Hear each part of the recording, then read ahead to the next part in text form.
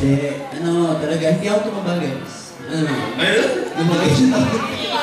Pero nagpapalaki ka ba ng katawan? Nagpapaborta ka nga ba? Hindi. Actually, natataba nila ako kasi nga sumobra nga ako dun sa video. Nasanay ako eh.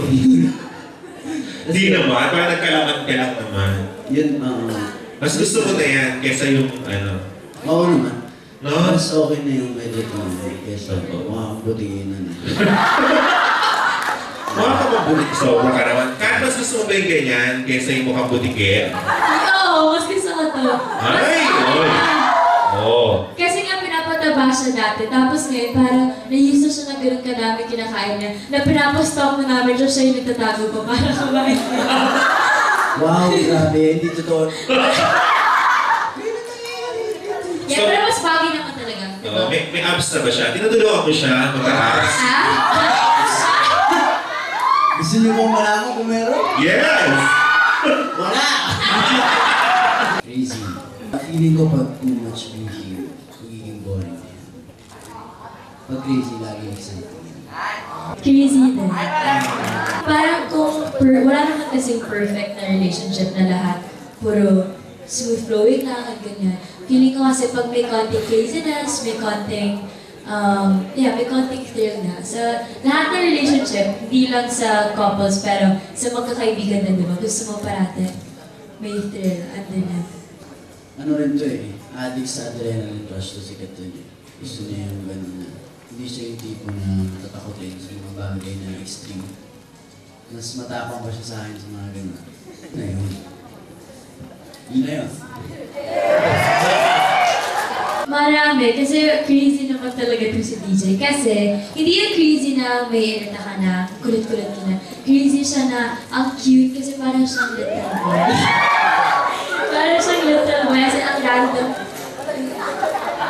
Tapos ang random niya kasi kung tao. Na parang maisip mo, parang gano'n ka.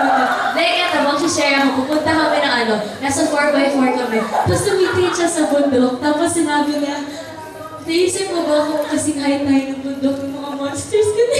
Tapos sabi ko, ha? Hindi ko gets. Sabi ko, ang random, pero parang nakakaaliw kasi kung ano yung nasa isip niya. Pero si Katrin, nasa bundok siya, di kami, di ba? Ay, nasa lahar kami, di ba?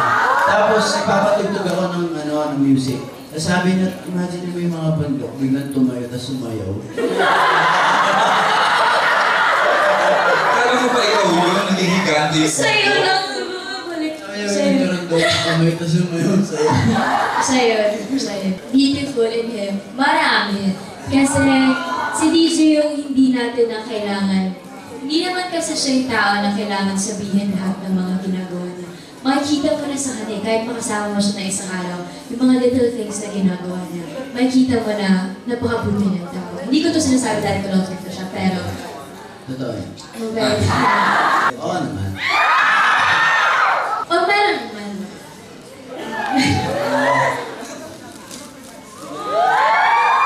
Nahihiyara naman ako.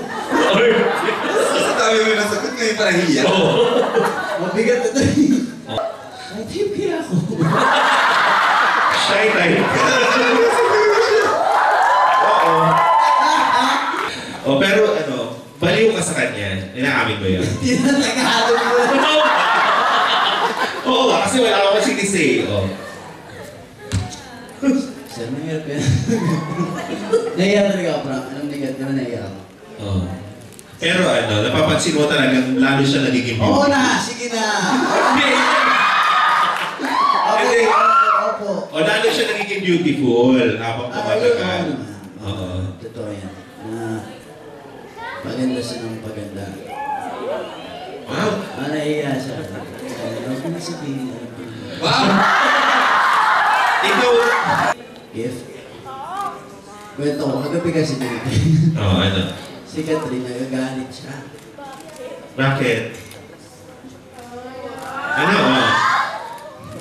Ito Lilo, ba't lagi pinag-aano kayo kung sasabihin niyo? Huwag kita sabihin.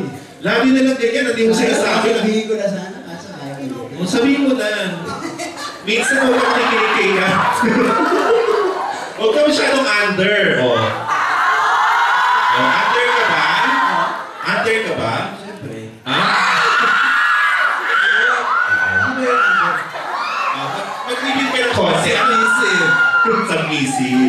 Ano Kaya yun? hindi ako under. Okay. Ano lang? Ano lang talaga. Alam ni Tito Gabi, naiintindihan namin ni Tito Gabi.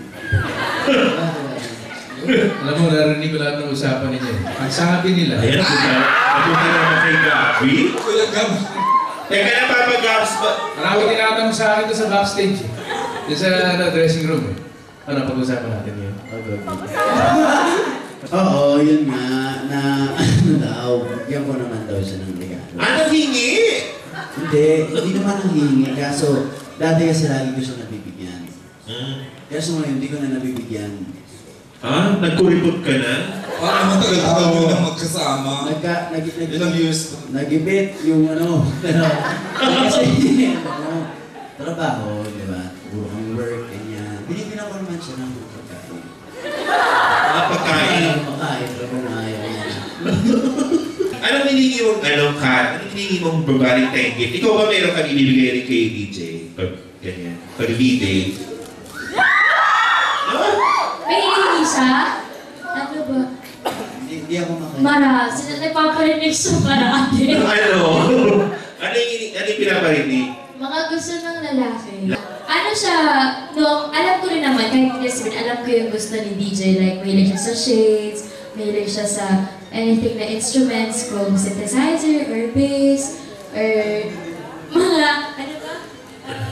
Wala? Ano, Hindi kasi sikat yung pagkausap ko yung mga barkada ko, nakikinig siya, kaya alam niyo. Hindi naman ako nagpaparinig. Nakikinig lang siya. Oo, nalalaman niya lang. Oo. Tama rin naman. Ganun naman talaga yung mga girls. yeah. So, bibigyan mo siya, Kat, ng isa sa mga binanggit mo.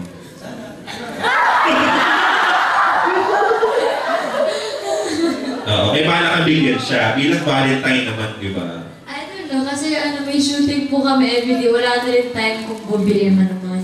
Pwede naman, hindi naman kailangan sa Valentine's Day. Oo. Pag hindi kailangan sa Valentine's Day, marami pang araw. Parang expecting siya. Yes, guys. Pero ikaw, Kat, ano yung pinaparinig mo naman? Ano yung gusto mo? Para marinig naman yung gusto mong hingin sa kanyang gift. Oo, baka sakaling kayo namin bumili. Hindi. Alam ko na yun. Hindi, sa kanya yung naman galing. Gusto for Valentine's Day? Yeah. Ano yun? Aso? Ano? Hindi, wala akong sinasabi na gusto ko na best na ito. Sabihin mo na. Parang gusto ko, wala naman nanay girls. Basta kung may bumabigay sa'yo yung guy or parang bigay niya yung oras niya sa'yo or anything na, yun naman yung importante. Hindi na yung oras eh. Siya nga may gusto mga ibang bagay eh. Ikaw, ano naman yung gusto mo? Kung kilala niya ako, dapat alam na yun. Ay,